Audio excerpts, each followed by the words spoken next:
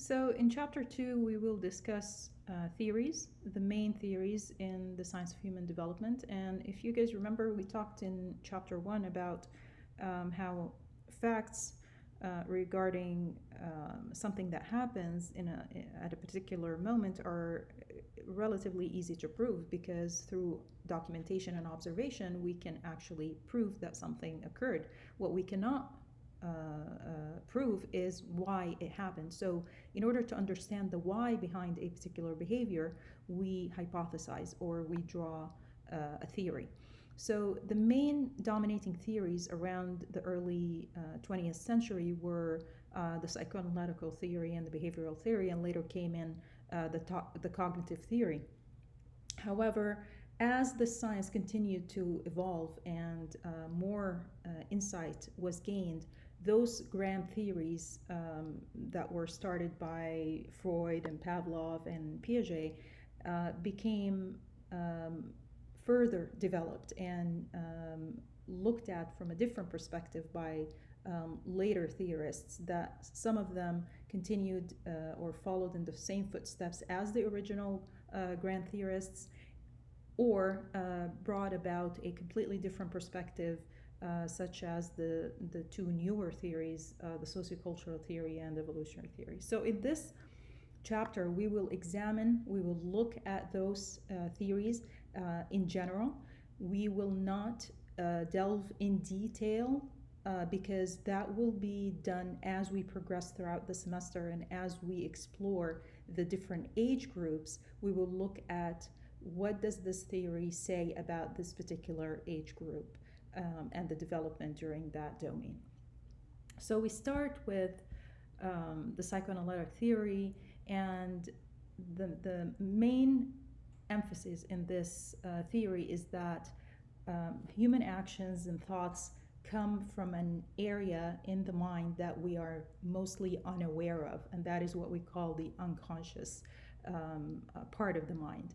And those unconscious impulses pretty much influence how we act in our childhood and what we turn out to be in adulthood.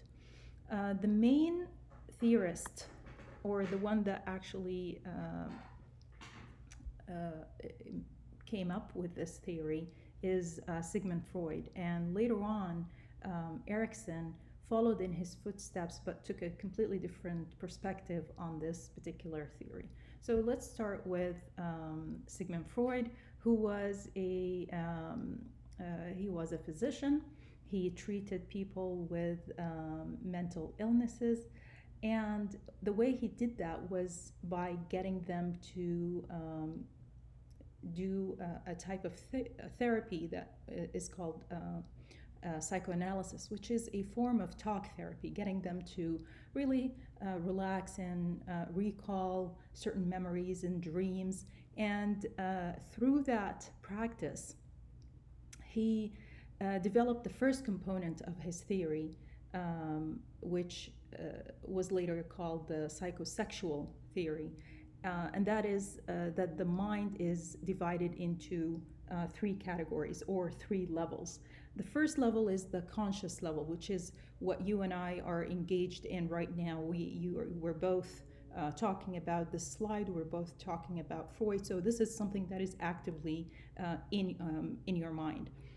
The second stage is what he called the subconscious level, or the preconscious, and this is the stage where we recall certain parts of our memory. So you can bring it to the conscious level if we think about it and recall it and take time to remember it. However, he said that there is a bigger part in the mind that we need to pay attention to, and that is the unconscious level. And the unconscious level is where all those desires and fears and phobias and impulses lie. And this is the source of many conflicts that we live and experience as adults. So the psychoanalytic theory like we said, proposed that our unconscious controls our actions in a way. And this is why Freud believed that the first 6 years of life are extremely crucial in the formation of our personality, because there is a lot of conflicts that are going to take place during those years, that if we did not resolve them, it will manifest itself later on in our lives. The other component of his theory is the concept of dividing the mind into an id, an ego, and a superego. And what he means by that is that we're all born with an id, and that id is basically our natural impulses. It's the things that we want and we are primed to need. And as we grow and develop, we start to see that we can't have everything that we want. And there are certain rules in our society or moral principles that kind of dictate that we cannot do certain things. And this is where the superego comes in. It's you can't have it, or you shouldn't be doing this.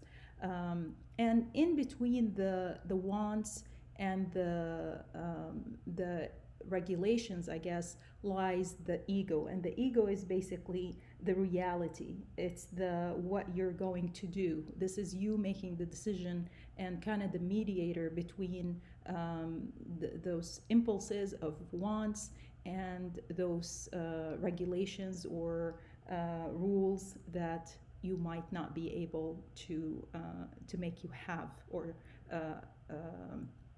allow you to have. The last component of the psychosexual theory came in how Freud figured the connection, I guess, between those levels of the mind and the components, and how we progress throughout the lifespan.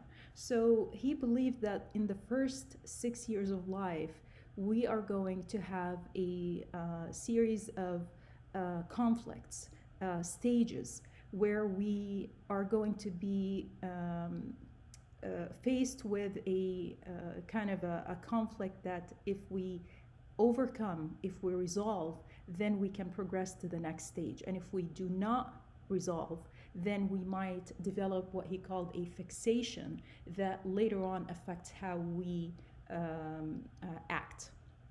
So in the first couple of years of life, we are born with a desire, an impulse that is controlled by a sexual part of our body, and that is the mouth. So the oral stage is where the gratification comes from putting things in our mouth, or sucking, or eating. So if this stage is satisfied and we don't have any conflicts, and we're not weaned too fast, then we can move into the next stage easily. However, if there was any conflict in this process, and we were prematurely weaned, or were not allowed to satisfy that part of our development, then we might develop what he called an oral fixation, in the form of either becoming oral aggressive, and that's why when we grow up we might tend to chew on things, on your shirt collar, or on a pen, or bite your nails, or become oral passive, because the fixation allowed you to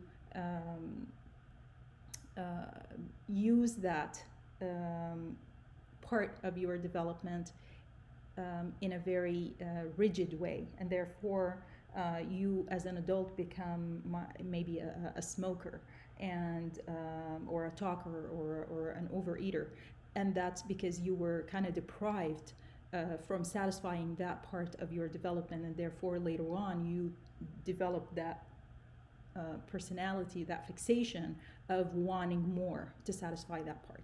The next stage is the anal part. The anal stage is where we start to gain a little bit of autonomy. So we want to be independent, we want to gain control, and the most important conflict that's going to arise here is potty training. This is where we move from having only an id, where we have impulses and needs and we can satisfy them, to being faced with a society or a parent who is telling us that no, you cannot pee or poo in your diaper, you have to be potty trained. And if the potty training was rigid, then we might develop a fixation and later on become either an anal retentive personality or an anal expulsive personality.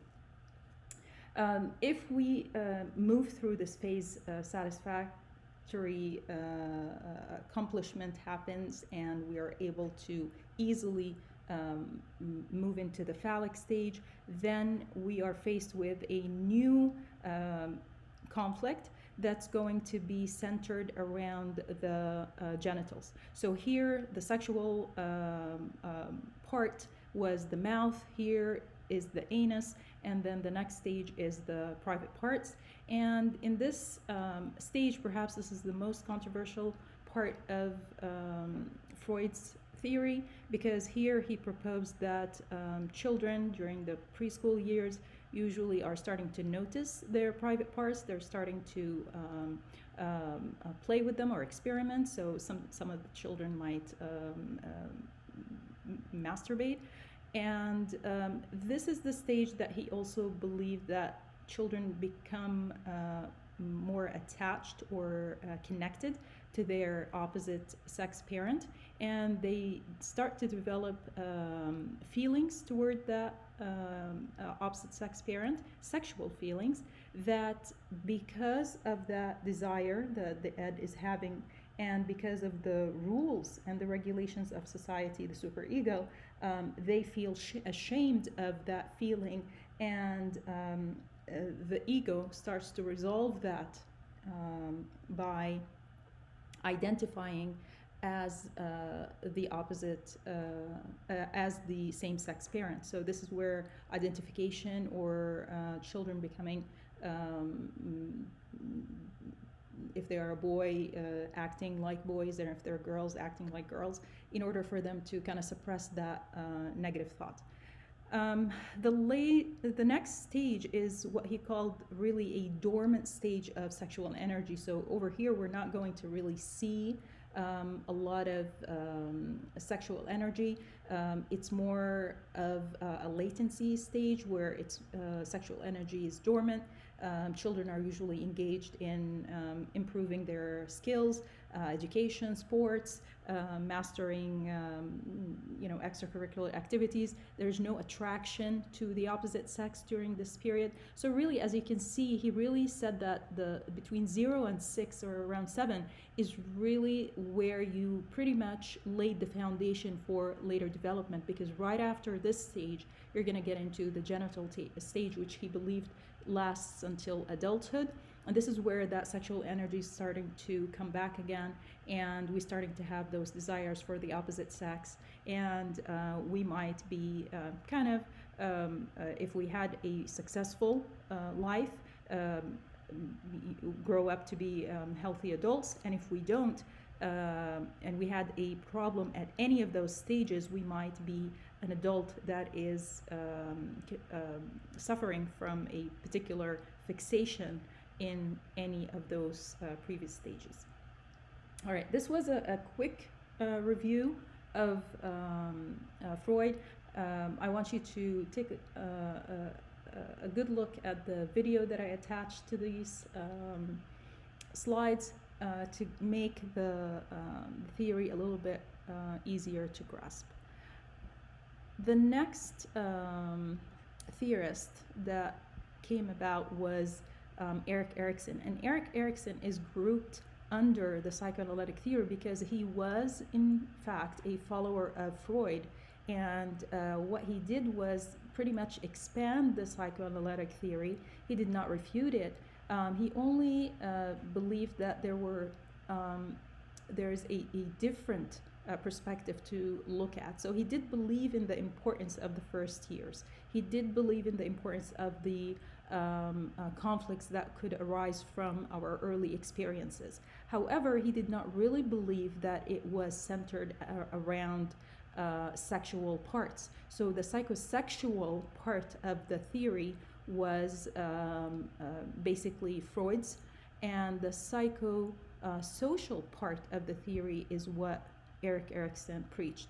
So Erik Erikson's stages were kind of similar to Freud in the fact that they were ages and stages, and that there were conflicts that needed to be resolved. However, his conflicts were a little bit different. He believed that in infancy, the concept of conflict is going to arise from a child being born needing to trust their environment, and based on that interaction between the parent and the child is the child's outcome.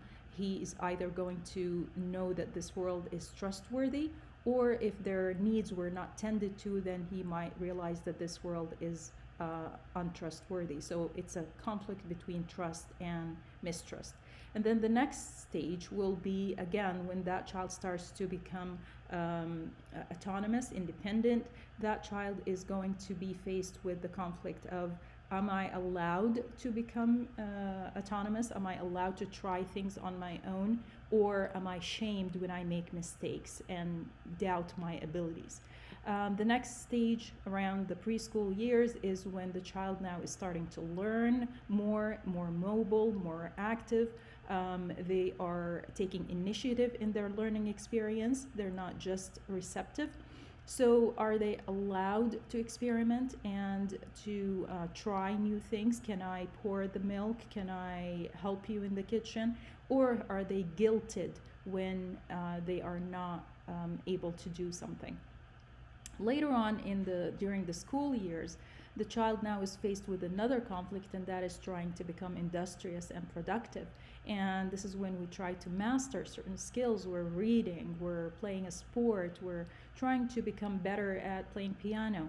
And we might feel a conflict if we are faced with an adult that ridicules us or makes us feel inferior. So that conflict between industry and inferiority is around that stage.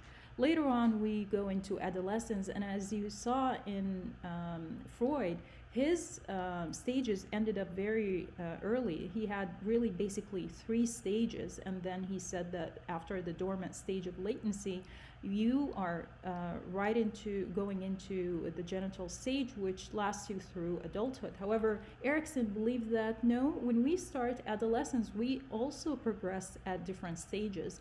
And at one point during adolescence, we might have that conflict of identity. And he actually coined the term identity crisis. This is where we try to figure out, who am I in all areas of social context. And sometimes we might have a role confusion because we don't really know what we are in certain areas. Is this the right path for me? Should I believe this? Should I become affiliated with this group or that group? So this is where we figure out who we are. And then we enter into adulthood. And during adulthood, we go through different stages as well. A young adult might not have the same experiences as an older adult. During young adulthood, we're going through those first stages of intimacy. We're trying to experiment with our sexuality and trying to see who is a person that I want to commit to and become intimate with. And we might, because of conflicts that we had from our previous years, have an issue with intimacy and end up in isolation. The next stage is that stage of middle age, and this is where people sometimes have that midlife crisis, where they try to see if they are generative, are they productive, did they